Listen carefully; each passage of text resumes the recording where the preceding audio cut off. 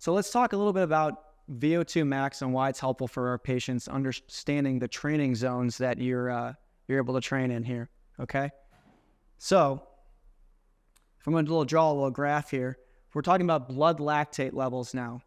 Your blood lactate levels, you're never at zero, but you're at a steady state as you increase the intensity of exercise. As intensity increases, your body starts to produce more lactate until it hits a point where it's producing a lot more lactate exponentially. Okay, and you can break these down into zones. Zones would be a steady state where your blood lactate's not really budging at all, to where it's coming up a little bit and then exponentially going up. Now we call those zones 1, 2, and 3.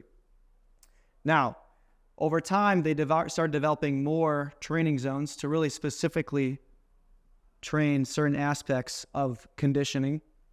We have now zone 1, which is more like your active rest and recovery.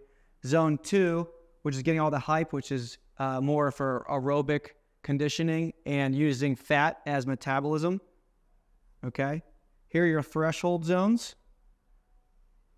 So we got blood lactate threshold 1, blood lactate threshold 2, which we have a test that we can then now monitor those levels.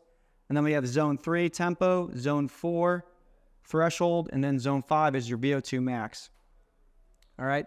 So a lot of the training that should be done with less recovery time, because it's an easy type of exercise, would be right around here, zone 2 training.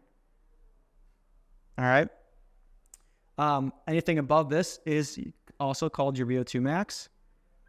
And we want to spend roughly about 10 to 20% of our training in that area as well. Now the lactate, as it increases throughout time here, this is your body's ability to start moving into more of an anaerobic metabolism, okay? Burning carbohydrates as fuel.